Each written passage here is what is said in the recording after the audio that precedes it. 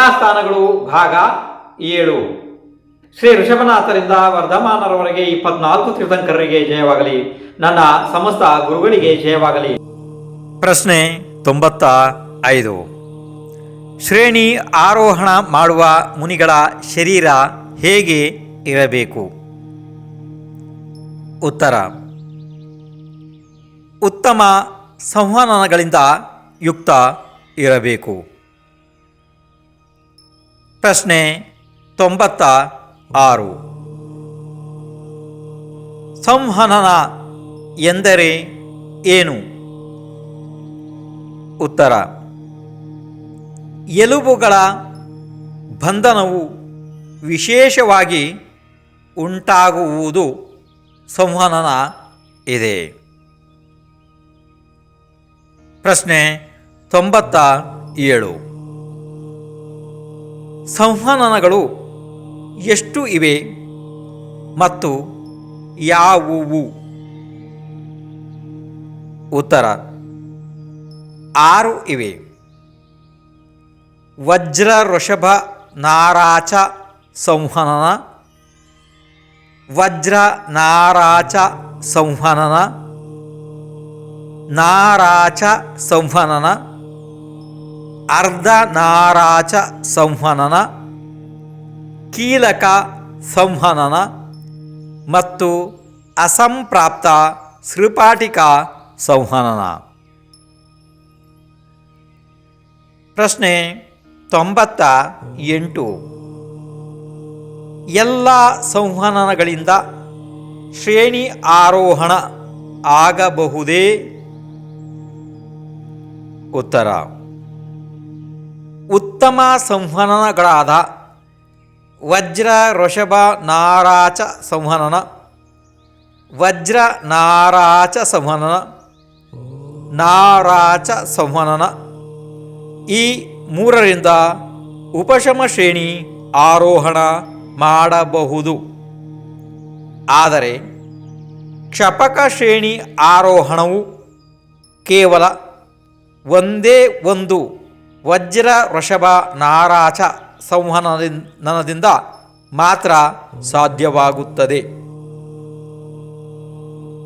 ಪ್ರಶ್ನೆ 99. ಉಪಶಮ ಶ್ರೇಣಿ ಮತ್ತು ಕ್ಷಪಕ ಶ್ರೇಣಿ ಆರೋಹಣ ಮಾಡುವ ಜೀವಗಳು ಮುಂದೆ ಎಲ್ಲಿಗೆ ಹೋಗುತ್ತವೆ? ಉತ್ತರ: ಉಪಶಮ ಶ್ರೇಣಿಯ ಜೀವ 11ನೆಯ ಗುಣಸ್ಥಾನದವರೆಗೆ ಹೋಗಿ ನಿಯಮದಿಂದ ಕೆಳಗೆ ಬರಲೇಬೇಕು. ಮುಂದೆ ದಾರಿಯೇ ಇಲ್ಲ. ಕ್ಷಪಕ ಶ್ರೇಣಿಯ ಜೀವ ಮುಂದೆ ಹೋಗಿ ಅರ್ಹಂತ ಸಿದ್ಧರಾಗುತ್ತಾರೆ. ಕ್ಷಪಕ ಶ್ರೇಣಿಯವರು ಯಾವ ಕಾರಣದಿಂದಲೂ ಹಿಂದೆ ಬರಲಾರರು. ಪ್ರಶ್ನೆ 100. ಉಪಶಮ ಶ್ರೇಣಿಯ ಜೀವ ಕೆಳಗೆ ಬರಲು ಕಾರಣ ಏನು? ಉತ್ತರ: 2 ಕಾರಣಗಳು ಇವೆ. 1. 11ನೆಯ ಗುಣಸ್ಥಾನದ ಕಾಲ ಮುಗಿಯುವುದರಿಂದ. 2. ಆಯು ಕರ್ಮ ಮುಗಿದರೆ. ಈ 2 ಕಾರಣಗಳನ್ನೇ ಕಾಲಕ್ಷಯ, ಭವಕ್ಷಯ ಎನ್ನುತ್ತಾರೆ. ಪ್ರಶ್ನೆ 101. ಯಾವ ಜೀವ ಬೇಕಾದರೂ ದಿಗಂಬರ ಮುನಿಯಾಗಿ ಶ್ರೇಣಿ ಆರೋಹಣ ಮಾಡಬಹುದೇ? ಉತ್ತರ: ಹಾಗೆ ಇಲ್ಲ. ಜೀವಗಳಲ್ಲಿ ಮುಖ್ಯವಾಗಿ 2 ಭೇದಗಳಿವೆ: ಭವ್ಯ ಜೀವ, ಅಭವ್ಯ ಜೀವ. ಅಭವ್ಯನಿಗಂತೂ ಸಮ್ಯಕ್ತ್ವವೇ ಪ್ರಕಟ ಆಗುವುದಿಲ್ಲ. ಆದ್ದರಿಂದ ಅನಾದಿ ಕಾಲದಿಂದ ಅನಂತ ಕಾಲದವರೆಗೆ ಮಿಥ್ಯಾತ್ವ ಒಂದೇ ಗುಣಸ್ಥಾನದ ಜೀವ ಇರುತ್ತದೆ. ಅಭವ್ಯ. ಭವ್ಯ ಜೀವಗಳಿಗೆ ಮಾತ್ರ ಶ್ರೇಣಿ ಆರೋಹಣ ಸಾಧ್ಯ ಇದೆ. ಪ್ರಶ್ನೆ 102. ಭವ್ಯ ಮತ್ತು ಅಭವ್ಯ ಜೀವಗಳಲ್ಲಿ ಒಳಭೇದ ಇದೆಯೇ? ಉತ್ತರ: ಮುಖ್ಯ ರೂಪದಿಂದ ನೋಡಿದರೆ ಅಭವ್ಯ ಜೀವಗಳ ಒಳಭೇದ ಇಲ್ಲ. ಆದರೆ ಭವ್ಯ ಜೀವಗಳಲ್ಲಿ ಮುಖ್ಯ ರೂಪದಿಂದ 3 ಭೇದಗಳಿವೆ: ನಿಕಟಭವ್ಯ, ದೂರಭವ್ಯ, ದೂರಾಂದೂರಭವ್ಯ. ಸೂಚನೆ: ಇಲ್ಲಿ ಮುಖ್ಯ ರೂಪದ ಭೇದ ಹೇಳಲಾಗಿದೆ. ವಿಶೇಷ ಭೇದಗಳು ಅನೇಕ ಇರಬಹುದು. ಕಾರಣ ಶಾಸ್ತ್ರ ಸಮುದ್ರದ ಅಂತ್ಯ ಇಲ್ಲ. ಪ್ರಶ್ನೆ 103. ಮೇಲೆ ಹೇಳಿದ 3 ಪ್ರಕಾರದ ಭವ್ಯ ಜೀವಗಳು ಹೇಗೆ ಇರುತ್ತವೆ? ಉತ್ತರ: ನಿಕಟ ಭವ್ಯ ಜೀವಗಳು ಕೆಲವೊಂದು ಭವಗಳನ್ನು ಪಾರು ಮಾಡಿ ಅಥವಾ ಅರ್ಧ ಪುದ್ಗಲ ಪರಾವರ್ತನ ಅಥವಾ ಪರಿವರ್ತನ. ಸ್ವಲ್ಪ ಸೂಚನೆ, ಈ ಶಬ್ದವನ್ನು ನೋಡ್ರಿ. ಅರ್ಧ ಪುದ್ಗಲ ಪರಾವರ್ತನ ಅಥವಾ ಪರಿವರ್ತನ. ಕೆಲವೊಂದು ಮಹಾಶಾಸ್ತ್ರಗಳಲ್ಲಿ ಪರಾವರ್ತನ ಶಬ್ದ ಬರುತ್ತದೆ, ಕೆಲವೊಂದರಲ್ಲಿ ಪರಿವರ್ತನ. ಅಕಸ್ಮಾತ್ ಅವು ಹೇಗೇ ಬಂದರೂ ಕೂಡ ತಾವು ಅದನ್ನು ಸಮಾನವಾಗಿ ಸ್ವೀಕಾರ ಮಾಡಬೇಕು. ಅರ್ಧ ಪುದ್ಗಲ ಪರಾವರ್ತನ ಕಾಲದೊಳಗಡೆ ಮೋಕ್ಷ ಪ್ರಾಪ್ತ ಮಾಡಿಕೊಳ್ಳುತ್ತವೆ. ದೂರಭವ್ಯ ಜೀವಗಳು ಮುಂದೆ ಅನಂತ ಕಾಲದಲ್ಲಿ ಮೋಕ್ಷಕ್ಕೆ ಹೋಗುತ್ತವೆ ಅಥವಾ ಹೋಗಬಹುದು. ದೂರಾಂದೂರ ಭವ್ಯ ಜೀವಗಳಿಗೆ ಮುಂದಿನ ಅನಂತಾನಂತ ಕಾಲದಲ್ಲೂ ಎಂದಿಗೂ ಮೋಕ್ಷ ಆಗಲಾರದು. ಪ್ರಶ್ನೆ 104. ಶ್ರೇಣಿ ಆರೋಹಣ ಮಾಡುವ ಜೀವಕ್ಕೆ ಯಾವ ಸಮ್ಯಕ್ ದರ್ಶನ ಇರಬೇಕು? ಉತ್ತರ: ಉಪಶಮ ಶ್ರೇಣಿ ಆರೋಹಣ ಮಾಡುವ ಜೀವಕ್ಕೆ ಕ್ಷಾಯಿಕ ಸಮ್ಯಕ್ತ್ವ ಅಥವಾ ದ್ವಿತೀಯೋಪಶಮ ಸಮ್ಯಕ್ತ್ವ ಇವು ಎರಡರಲ್ಲಿ ಯಾವುದಾದರೊಂದು ಸಮ್ಯಕ್ತ್ವ ಇರುತ್ತದೆ. ಮತ್ತು ಕ್ಷಪಕ ಶ್ರೇಣಿ ಆರೋಹಣ ಮಾಡುವ ಜೀವಕ್ಕೆ ಕೇವಲ ಒಂದೇ ಒಂದು ಕ್ಷಾಯಿಕ ಸಮ್ಯಕ್ತ್ವ ಇರುತ್ತದೆ. ಪ್ರಶ್ನೆ 105. ಒಂದು ಜೀವದಲ್ಲಿ ಒಂದೇ ಸಾರಿ ಎಷ್ಟು ಸಮ್ಯಕ್ತ್ವ ಇರಬಹುದು?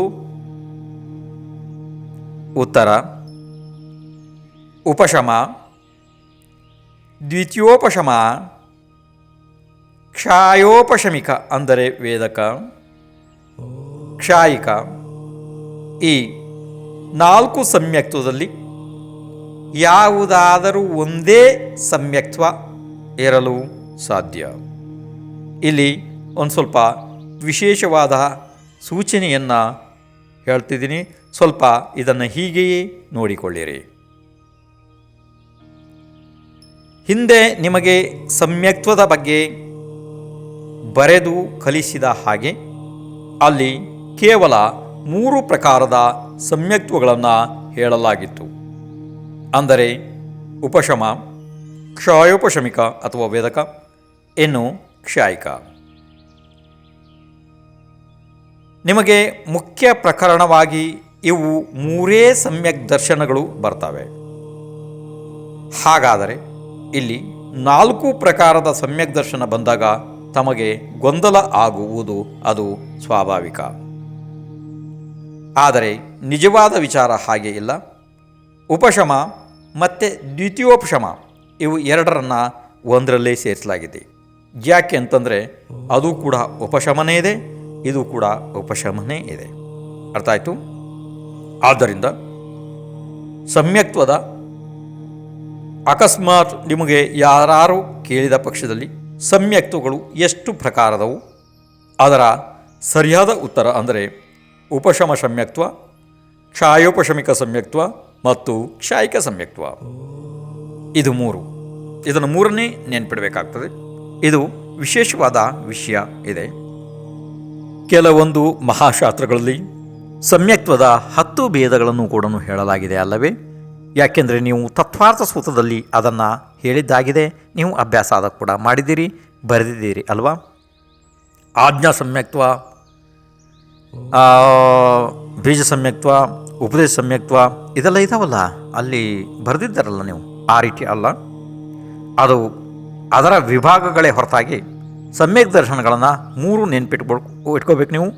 ಶ್ರೇಣಿಯ ಸಮಯ ಬಂದಾಗ ಆವಾಗ ನಿಮಗೆ 4ನೆಯ ದ್ವಿತೀಯೋಪಶಮ ಸಮ್ಯಕ್ ದರ್ಶನದ ಅವಶ್ಯಕತೆ ಬೀಳುತ್ತದೆ. ಆ ಸಮಯದಲ್ಲಿ ಅದನ್ನು ನೀವು ಅದೇ ರೀತಿಯಾಗಿ ತಿಳಿಯಬೇಕಾಗುತ್ತದೆ. ಪ್ರಶ್ನೆ 106. ಒಂದು ಜೀವನು ಎಷ್ಟು ಭವದಲ್ಲಿ ದಿಗಂಬರ ಮುನಿ ಆಗಬಹುದು? ಉತ್ತರ: ಅಭವ್ಯ ಮತ್ತು ಮಿಥ್ಯಾದೃಷ್ಟಿ ಜೀವ ಅನಂತ ಭವಗಳಲ್ಲಿ ಅನಂತ ಸಾರಿ ಮುನಿಯಾದರೂ ಸಮ್ಯಕ್ತ್ವರಹಿತ ಇರುವುದರಿಂದ 1ನೇ ಮಿಥ್ಯಾತ್ವ ಗುಣಸ್ಥಾನ ಬಿಟ್ಟು ಕದಲುವುದಿಲ್ಲ. ಮತ್ತು ಭವ್ಯ ಸಮ್ಯಕ್ದೃಷ್ಟಿ ಜೀವವು ಹೆಚ್ಚೆಂದರೆ ಹೆಚ್ಚು 32 ಭವಗಳಲ್ಲಿ 32 ಸಾರಿ ದಿಗಂಬರ ಮುನಿ ಆಗಬಹುದು. ಪ್ರಶ್ನೆ 107. ಹಾಗಾದರೆ ನಿರಂತರ 32 ಭವಗಳಲ್ಲಿ ದಿಗಂಬರ ಮುನಿ ಆಗಬಹುದೇ? ಉತ್ತರ: ಹಾಗೆ ಇಲ್ಲ. ಒಂದು ಭವದಲ್ಲಿ ಸಮ್ಯಕ್ತ್ವ ಸಹಿತ ದಿಗಂಬರ ಮುನಿಯಾದರೆ ಮುಂದಿನ ಭವ ವೈಮಾನಿಕ ದೇವ ಪರ್ಯಾಯ ಆಗುತ್ತದೆ. ಆದ್ದರಿಂದ ಇದನ್ನು ನಿರಂತರ ಭವಗಳೆಂದು ತಿಳಿಯಬಾರದು. ಮಧ್ಯ ಮಧ್ಯದಲ್ಲಿ ಅನೇಕ ಇತರ ಭವಗಳು ಆಗಬಹುದು. ಪ್ರಶ್ನೆ 108. ಒಂದು ಜೀವನು ಉಪಶಮ ಶ್ರೇಣಿಯನ್ನು ಎಷ್ಟು ಸಲ ಆರೋಹಣ ಮಾಡಬಹುದು? ಉತ್ತರ: ಅನೇಕ ಭವಗಳನ್ನು ಸೇರಿಸಿದರೆ 4 ಸಾರಿ ಮತ್ತು ಒಂದು ಭವದಲ್ಲಿ 2 ಸಾರಿ ಮಾತ್ರ ಆರೋಹಣ ಮಾಡಬಹುದು. ಅನೇಕ ಭವಗಳನ್ನು ಸೇರಿಸಿದರೂ 4 ಸಾರಿಗಿಂತ ಹೆಚ್ಚು ಆಗಲಾರದು, ಆಗಲು ಸಾಧ್ಯ ಇಲ್ಲ. ಪ್ರಶ್ನೆ 109. ಒಂದು ಜೀವಕ್ಕೆ ಕ್ಷಪಕ ಶ್ರೇಣಿ ಆರೋಹಣ ಎಷ್ಟು ಸಾರಿ ಆಗಬಹುದು? ಉತ್ತರ: ಕೇವಲ ಒಂದೇ ಒಂದು ಸಾರಿ ಮಾತ್ರ. ಕಾರಣ, ಆ ಜೀವ ಮುಂದೆ ನಿಶ್ಚಿತವಾಗಿ ಮುಕ್ತ ಆಗುವುದು ಇದೆ. ಆ ಜೀವ ಚರಮ ಶರೀರಿ ಇದೆ. ಪ್ರಶ್ನೆ 110. ಯಾವುದಾದರೂ ಜೀವ ಉಪಶಮ ಶ್ರೇಣಿ ಆರೋಹಣ ಮಾಡದೆಯೇ ನೇರವಾಗಿ ಕ್ಷಪಕ ಶ್ರೇಣಿ ಆರೋಹಣ ಮಾಡಬಹುದೇ? ಉತ್ತರ: ಮಾಡಬಹುದು. ಪ್ರತಿಯೊಂದು ಜೀವನು ಉಪಶಮ ಶ್ರೇಣಿ ಆರೋಹಣ ಮಾಡಲೇಬೇಕೆಂದು ಯಾವ ನಿಯಮವೂ ಇಲ್ಲ. ಇಲ್ಲಿ ಒಂದು ಸ್ವಲ್ಪ ಸೂಚನೆ. ಯಾವುದಾದರೂ ಒಂದು ಜೀವ ಒಂದೇ ಭಾವದಲ್ಲಿ 2 ಸಲ ಉಪಶಮ ಶ್ರೇಣಿಯನ್ನು ಆರೋಹಣ ಮಾಡಿ ನಂತರ ಕ್ಷಪಕ ಶ್ರೇಣಿಯನ್ನು ಆರೋಹಣ ಮಾಡಿ ಮೋಕ್ಷಕ್ಕೆ ಹೋಗಬಹುದು. ಅಥವಾ ಒಂದೇ ಸಲ ಉಪಶಮ ಶ್ರೇಣಿಯನ್ನು ಆರೋಹಣ ಮಾಡಿ ನಂತರ ಕ್ಷಪಕ ಶ್ರೇಣಿಯನ್ನು ಆರೋಹಣ ಮಾಡಿ ಮೋಕ್ಷಕ್ಕೆ ಹೋಗಬಹುದು.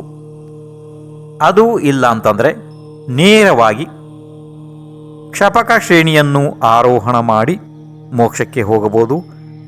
ಉಪಶಮ ಶ್ರೇಣಿ ಅವಶ್ಯಕತೆ ಇಲ್ಲ. ಇನ್ನು ಮುಂದಿನ ವಿಷಯ, ಪ್ರಶ್ನೆ 111. ಅನಾದಿ ಕಾಲದಿಂದ ಮಿಥ್ಯಾತ್ವದಲ್ಲಿ ಅನಂತ ಭವಗಳನ್ನು ಕಳೆದಂತಹ ಜೀವ ಪುಣ್ಯದಿಂದ ಪ್ರಾಪ್ತವಾದ ಮನುಷ್ಯನ ಒಂದೇ ಭವದಲ್ಲಿ ಮುಕ್ತನಾಗಬಹುದೇ? ಉತ್ತರ: ಒಂದೇ ಭವದಲ್ಲಿ ಮುಕ್ತನಾಗಬಹುದು. ಇಲ್ಲವಾದರೆ 2, 3, 4, 5 ಈ ರೀತಿ 32 ಸಾರಿ ದಿಗಂಬರ ಮುನಿಯಾಗಿ ಕೂಡ ಮುಕ್ತನಾಗಬಹುದು. ಪ್ರಶ್ನೆ 112. ಜೀವದ ಅಂತಿಮ ಶರೀರಕ್ಕೆ ಏನೆನ್ನುತ್ತಾರೆ? ಉತ್ತರ: ಚರಮ ಶರೀರ, ಅಂತಿಮ ಶರೀರ, ತದ್ಭವ ಮೋಕ್ಷಗಾಮಿ ಎನ್ನುತ್ತಾರೆ. ಇನ್ನು ಮುಂದೆ 8ನೆಯ ಅಪೂರ್ವಕರಣ ಗುಣಸ್ಥಾನದ ಬಗ್ಗೆ ಸ್ವಲ್ಪ ವಿವರಗಳನ್ನು ಹೇಳಲಾಗುತ್ತದೆ. ಪ್ರಶ್ನೆ 113. ಅಪೂರ್ವಕರಣ ಎಂದರೆ ಏನು? ಉತ್ತರ: ಅಪೂರ್ವ ಪರಿಣಾಮ ಪ್ರತಿ ಸಮಯ ಆಗುತ್ತಾ ಹೋಗುವುದು. ಅಪೂರ್ವ ಅಂದರೆ ಯಾವುದು ಈ ಮೊದಲು ಎಂದೂ ಆಗಿಲ್ಲವೋ ಅದು ಎಂದು ಅರ್ಥ ಇದೆ. ಕರಣ ಅಂದರೆ ಪರಿಣಾಮ, ಅಂದರೆ ಭಾವ ಅಂತಿರಲ್ಲ ಆ ರೀತಿ. ಪ್ರಶ್ನೆ 114. ಈ ಗುಣಸ್ಥಾನ ಯಾರಿಗೆ ಆಗುತ್ತದೆ? ಉತ್ತರ: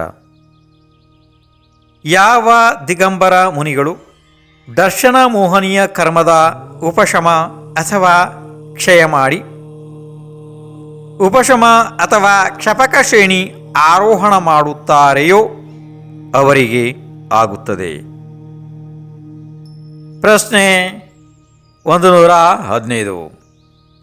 ಅಪೂರ್ವಕರಣದಲ್ಲಿ ಮೋಹಕರ್ಮದ ಕ್ಷಯ ಅಥವಾ ಉಪಶಮ ಆಗುತ್ತದೆಯೇ?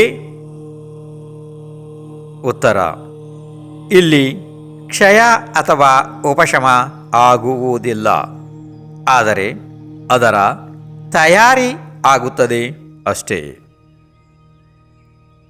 ಪ್ರಶ್ನೆ 116. ಇಲ್ಲಿ ಕರ್ಮಗಳ ನಿರ್ಜರೆ ಹೇಗೆ ಆಗುತ್ತದೆ? ಉತ್ತರ: ಈ ಗುಣಸ್ಥಾನದ ಕಾಲ ಪ್ರಾರಂಭವಾಗಿ ಮುಗಿಯುವವರೆಗೆ ಪ್ರತಿ ಸಮಯ ಅಸಂಖ್ಯಾತ ಗುಣಶ್ರೇಣಿ ಕರ್ಮಗಳ ನಿರ್ಜರೆ ಆಗುತ್ತಾ ಆಗುತ್ತದೆ. ಅಸಂಖ್ಯಾತ ಗುಣಶ್ರೇಣಿ ನಿರ್ಜರೆ ಅಂತಂದರೆ ಅದು ಬಹಳ ಪ್ರಮಾಣದಲ್ಲಿ ಆಗ್ತದೆ. ಅದಕ್ಕೆ ಒಂದು ಉದಾಹರಣೆ ರೂಪದಲ್ಲಿ ಹೇಳ್ತೀನಿ, ಅದೀಗ ನಾಳೆ ಬರಬೇಕಾಗ್ತದೆ. ನಾಳೆ ಬಂದು ಕೇಳ್ರಿ ಅದರ ಉದಾಹರಣೆಯನ್ನು. ಆಯಿತು. ಈಗ ಪ್ರತಿಯೊಂದು ವಿಷಯನ ನೀವು ಬರಿತಾ ಇರಬೇಕಾಗುತ್ತೆ, ಇಲ್ದಿದ್ರೆ ಏನೂ ಗೊತ್ತಾಗೋದಿಲ್ಲ ಅದು. ಹಾಗಾಗಿ ಬರಿಬೇಕು, ಎಲ್ಲವನ್ನು ಬರಿಬೇಕು ನೀವು.